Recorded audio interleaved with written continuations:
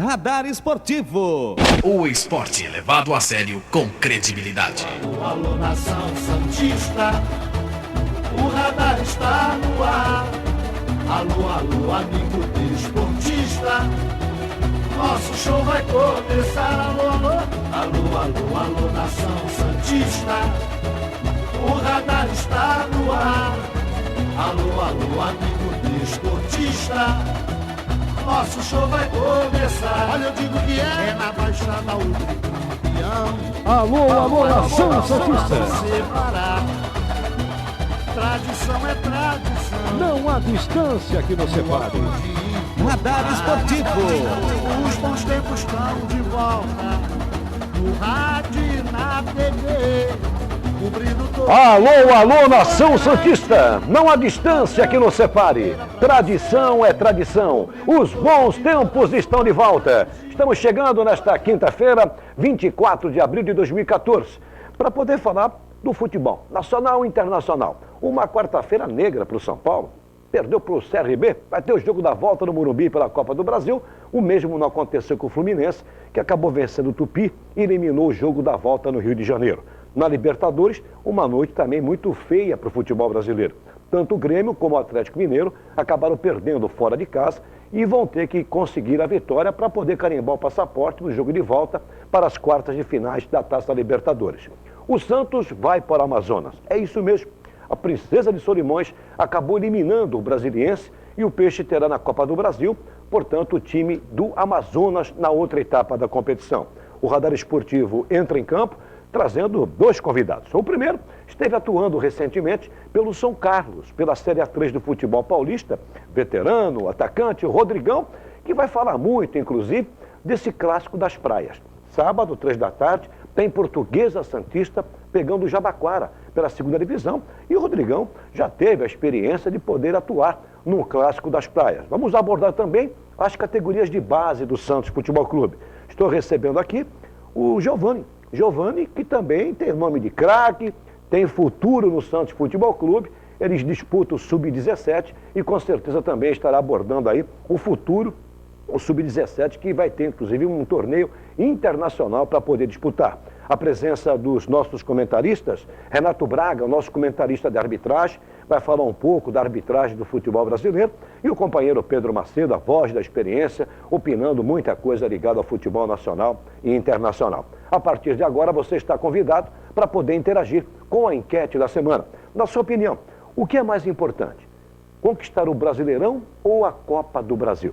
Mande aí o seu e-mail, lembrando que tanto o campeão do Brasileirão como o campeão da Copa do Brasil garantem vaga para a Libertadores. Programa @radaresportivo.com.br é o nosso e-mail, o telefone 3014-2341. O torcedor concorre todas as sextas aos prêmios aqui do Tricampeão da Baixada. O primeiro, o torcedor vai concorrer à camisa oficial do Santos infantil, uma camisa para 5 anos, e você consegue adquirir pela internet e também pelas lojas autorizadas. O Santos tem mais de 700 produtos licenciados e essa camisa, portanto, de 5 anos é uma novidade. Temos também o segundo prêmio envolvendo a camisa do Radar Esportivo na confecção da Tela Flor. A Tela Flor Uniformes, lançando, portanto, o novo visual do Radar Esportivo da nossa equipe pela Rádio Guarujá, e no mês de maio teremos um novo visual do Radar Esportivo também pela TV Com. E você também vai ganhar uma camisa muito bonita da Tela Flor Uniformes, com sede própria em Santos, na rua Campos Melo, e fábrica em Santa Catarina. O terceiro prêmio, está valendo também esse relógio bonito de parede do Radar Esportivo, o oferecimento do Cantinho dos Relógios. Lá na Carvalho de Mendonça, entre o Canal 2 e a Rua Rio de Janeiro, o torcedor pode procurar o Vanderlei, está aí na tela para você, está com problema no seu relógio nacional importado, leve para o Vanderlei. Pulseiras, baterias, a máquina, e tem relógios também nacionais importados para você também adquirir no Cantinho dos Relógios. Nós estamos ao vivo pela TV Com, canal 11 Net, em Santos, São Vicente, Praia Grande, também para todo o Brasil, todo o planeta via internet, pelo www.tvcomsantos.com e pelo nosso site www.radaresportivo.com.br. E nesta quinta-feira é um dia também muito importante para o lateral esquerdo Léo. O Léo está com 38 anos, seu contrato vence no próximo dia 30 e o comitê gestor do Santos, nesse exato momento, está reunido com o atleta para saber se ele vai se aposentar definitivamente ou vai ainda prorrogar o seu contrato. Vamos bater um papo com o Rodrigão, atacante, experiente Rodrigão, que recentemente participou da Série A3 do futebol paulista, atuando pelo São Carlos. Infelizmente, o time de São Carlos acabou sendo rebaixado para a segunda divisão e o Rodrigão com certeza vai abordar muitos assuntos, entre eles, Clássico das Praias. Sábado, 3 da tarde, Português Santista em Jabaquara, estádio Eurico Mursa em Pero Machado. E a partir das 14h30 também estaremos transmitindo esse jogo pela Rádio Guarujá. Aliás, jornada esportiva em dose dupla sábado. 14h30, Português Santista em Jabaquara e às 17h30 tem Santos e Curitiba pelo Brasileirão no estádio Couto Pereira. Obrigado, Rodrigão, pela volta aqui ao Radar Esportivo. Aliás, vou cobrar uma coisa de você. Você falou que ia disputar por um clube o Campeonato Paulista, seja A2, A1, A3. E na volta poderia ter novidades em alguns clubes aqui da Baixada. Será que teremos novidades? Obrigado pela presença, meu irmão. Eu que agradeço mais uma vez o convite, Paulo.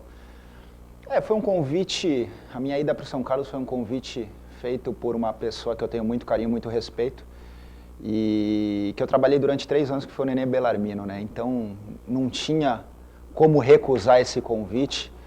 Sabia que o São Carlos estava passando por uma situação difícil na competição.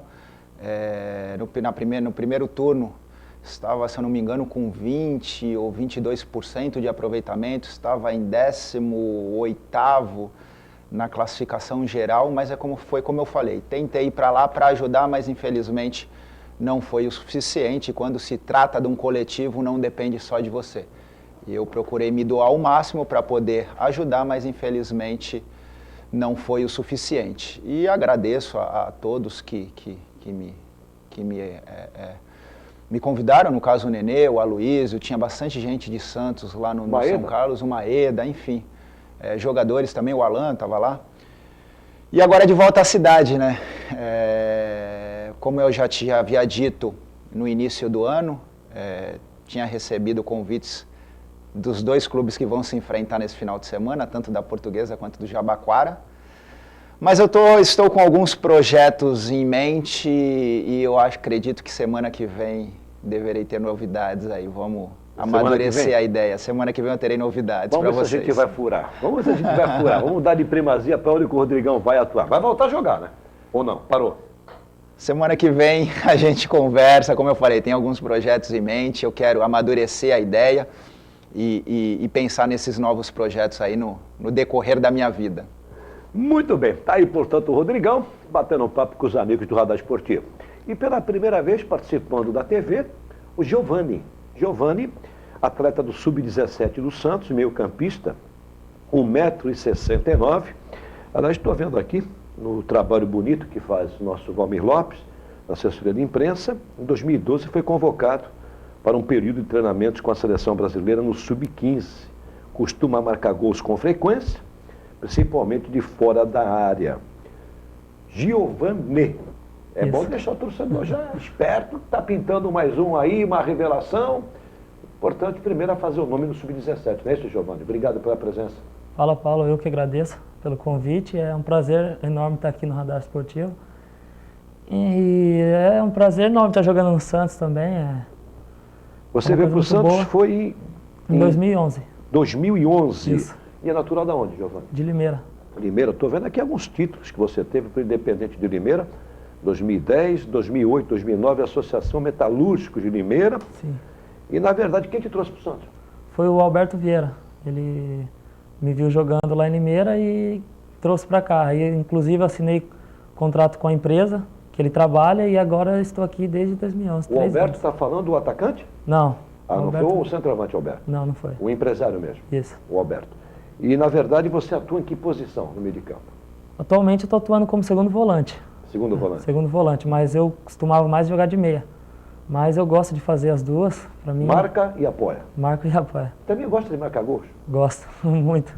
Opa. É uma coisa boa, né? Tá faltando isso no futebol brasileiro, né? Um segundo volante que chegue junto, que marque gols. Todos os treinadores querem um jogador que chegue, né? Para poder também ajudar e contribuir marcando gols.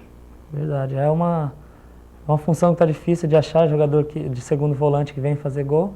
E é algumas coisas que o Paulinho se destacou também no Corinthians, né? E eu venho procurando me adaptar também jogando nessa posição e procurando fazer bastante gols também. O Arão Alves é seu treinador. É. Arão, vai ter garotos bons aí para poder revelar para o time principal. Daqui a pouco, Giovani, portanto, também batendo papo com os amigos do Radar Esportivo. Renato Braga, o nosso comentarista da arbitragem, que polêmica que você vai trazer. Estou vendo que você trouxe até livro, regras de futebol da FIFA, porque tem muita polêmica por aí hoje, não? Olá, Paulo. Alô, amigo do Radar Esportivo. Quinta-feira passada, Paulo, eu fui contemplado aqui com uma pegadinha patrocinada pelo meu querido amigo, muito amigo, Pedro Macedo. E então eu fiquei devendo uma resposta mais efetiva, coisa que eu quero resolver isso hoje, né, no programa de hoje, né? Mas antes, porém, eu queria fazer duas colocações. Primeiro, o que é pegadinha? Pegadinha em arbitragem é aquilo que está na regra, está aqui a regra, mas que dificilmente acontece na prática. Então, como dificilmente acontece na prática, você acaba esquecendo o detalhe, aquilo cai no subconsciente, né? E você, de repente, é surpreendido e fica aquela, para não falar bobagem, melhor não falar nada, certo? Em segundo lugar, que para a arbitragem, a velocidade de uma resposta é importante quando a bola está em jogo, dentro do campo. Aí sim, aí o árbitro tem que imediatamente decidir. Ele não pode vacilar, porque se ele demorar um pouquinho mais, já vão achar que ele decidiu sob pressão. Agora, quando a bola está fora do jogo, que é o caso, dá tempo de você pensar, analisar, consultar aqui o livrinho e tal. Então, qual é a conclusão que chegamos? Estudei direitinho a questão e, realmente, no caso de uma decisão por cobranças de penais, que seja cobranças de ponto desde o ponto penal, somente o goleiro, e também em caso de contusão, e também se a equipe ainda não estourou as substituições previstas, ele sim pode ser substituído por um outro jogador devidamente inscrito naquela partida. Não estava relacionado para cobrar os penais, mas estava inscrito, estava no banco. Nesse caso, ele pode ser substituído. O goleiro, em caso de contusão, e desde que o treinador não tenha queimado as substituições.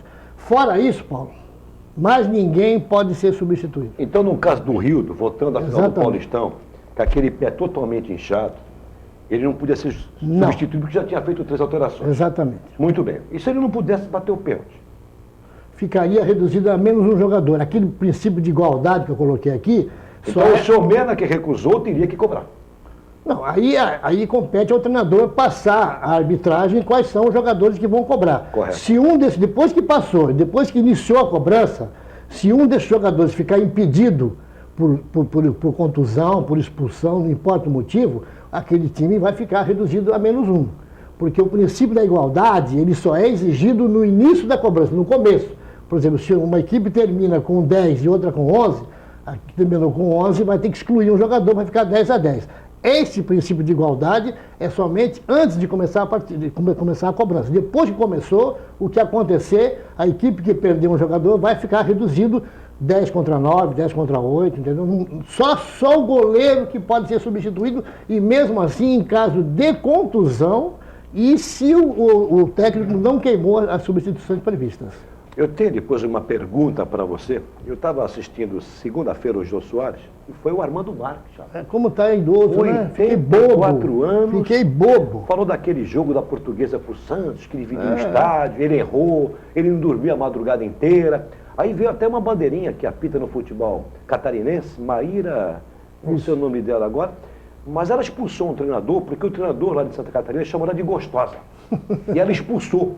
E eu quero saber de você, que já foi árbitro, se merece um cartão vermelho no treinador quando chama a bandeirinha de gostosa. Mas daqui a pouco você responde, viu? Perfeito. Meu caro Pedro Macedo, a voz da experiência, opinando também nesta quinta-feira, uma noite negra do futebol brasileiro. O Grêmio perdeu fora de casa, o próprio Atlético Mineiro e o São Paulo. O Ganso, na segunda-feira, falamos aqui ontem, trouxe inclusive uma notícia que acabou chateando muita gente da imprensa, né? Que não existe no futebol brasileiro um meia melhor que o Paulo Henrique Ganso. Isso após a vitória contra o Botafogo, 3-0, na estreia do Brasileirão. E ontem, o São Paulo me perde por CRB de Alagoas, 2-1 de virada, vai ter o jogo de volta no Morumbi. Eu queria a sua opinião sobre essa declaração do Paulo Henrique Ganso. A vida é boa, a felicidade existe. Um grande abraço aos amigos do Radar Esportivo. rapidamente, antes de falar sobre isso, eu quero dizer para o meu amigo Braga que a polêmica vai continuar, mas ele não fala nada agora. Faz favor, não fale nada, deixa para durante o programa ou numa outra oportunidade, porque ele não respondeu a pergunta. Nós queríamos saber, depois da sequência da cobrança de pênaltis, por exemplo, o Rodrigão foi o primeiro a bater o pênalti. Aí todo mundo já bateu. Aí chega a vez do Giovani bater. Mas aí o Giovani, por contusão, vamos dizer, o Giovani desmaia, desmaia, não pode cobrar. Não pode cobrar, desmaiou, vai ter que ser retirado de campo. O médico retirou o rapaz de campo. Pode acontecer isso. E eu queria saber isso. Como é que vai? Aí volta a repetição, o Rodrigão foi o primeiro a bater, todo mundo já bateu. Volta a bater, pode repetir? Começa a repetição? Partindo do raciocínio que o Mena tinha evidentemente pedido ao técnico Oswaldo que não teria condições psicológicas para bater o pênalti. É isso que o Pedro está perguntando. Os 5 primeiros. Se podia repetir após o jogador dizer que psicologicamente não teria condições de bater. Era isso que... Os 5 primeiros não. Isso não, depois esgotado, como todo mundo já bateu, nós estamos batendo, está 7-7 a cobrança de pênalti, todo mundo já bateu, até o presidente já bateu, Braga, e aí todo mundo já bateu. Eu quero saber se pode repetir, começa a repetir, o primeiro lá vai bater. Eu acho que eu já respondi a pergunta, mas tudo bem. É polêmica essa situação. Mais polêmica. Rodrigão, que idade você tem? 36. Vou fazer 36 agora em junho. Vai fazer 36. O Léo, o Paulinho falou no começo que tem 38, ele tem 38 anos e 10 meses. Nós estamos em abril, ele vai fazer 39 agora em julho. Eu, quando vou fazer uma fichinha médica, a idade sai lá, sai também 10 meses. 10 meses são 10 meses. E para quem tem já bastante idade, 10 meses vale muito. Quando você tem 20 anos, não. 20 ou 25 anos é a mesma coisa. Agora, quando o cara já está com 38 e 10 já são quase 39. E o Comitê Gestor do Santos está estudando hoje se vai renovar com ele. Não sei para quê, para jogar ou para ser auxiliar técnico. Para quê? Não sei. Agora, sobre o Paulo Ganso, eu nunca vi o Pelé, e eu convivi com o Pelé tantos e tantos anos, felizmente eu vi aquela seleção que o Santos tinha, e o Pelé, eu nunca vi o Pelé falar dele. Poxa, dizem aí que eu sou o rei do futebol, ele nunca falou, eu sou o rei do futebol. O Paulo Henrique Ganso, infelizmente, eu não sei o que está acontecendo com ele. De uns tempos para cá, ele só jogou bola aqui no Santos com o Robinho, né? Com o Neymar, depois não sei o que aconteceu. A gente tem informações, né? Mal assessorado, ele andou botando os pés pelas mãos. Quer dizer, e agora vem com uma afirmação dessa? Não tem ninguém melhor que eu como meia no futebol brasileiro.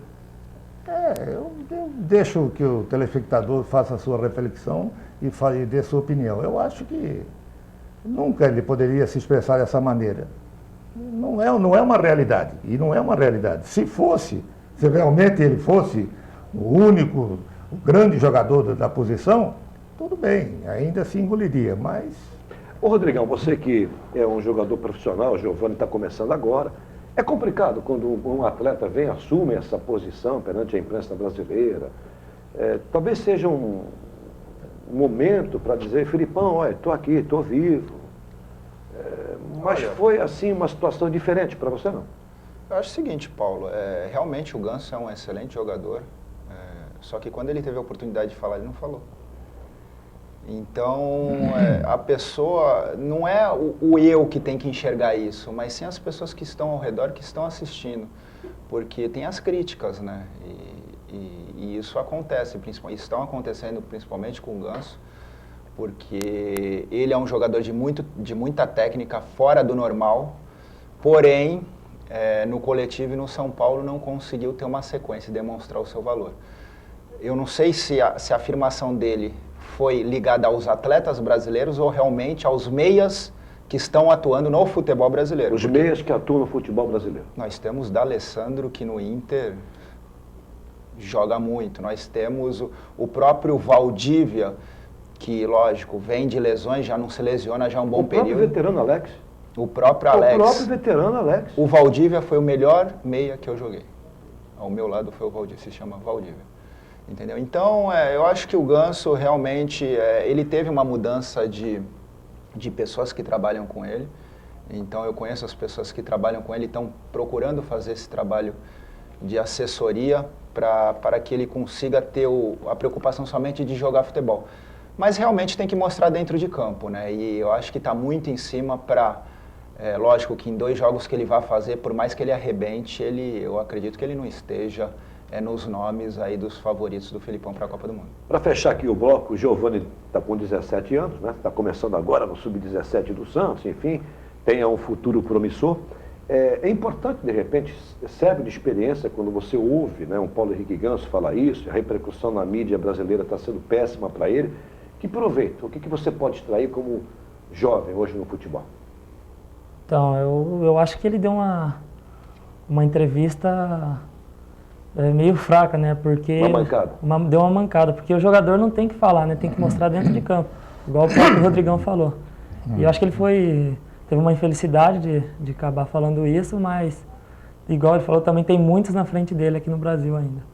Bom, para fechar o bloco aqui, sou Renato Braga, você é o comentarista de arbitragem do Radar Esportivo, quero saber se a Maíra, que era bandeirinha, apita no futebol catarinense, ela falou no programa do Jô Soares, que ela expulsou um treinador de um time lá do Sul, porque o treinador chamou ela de gostosa, e ela mandou um vermelho para ele. Tá certa ela? Gostosa é palavrão?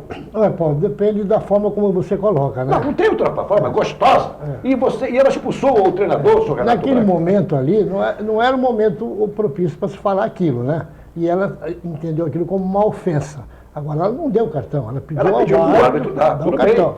Entendeu?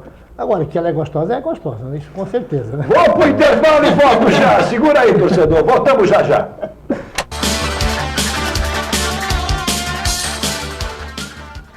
Você procurou o sucesso profissional. Achou. Você queria criar uma família feliz.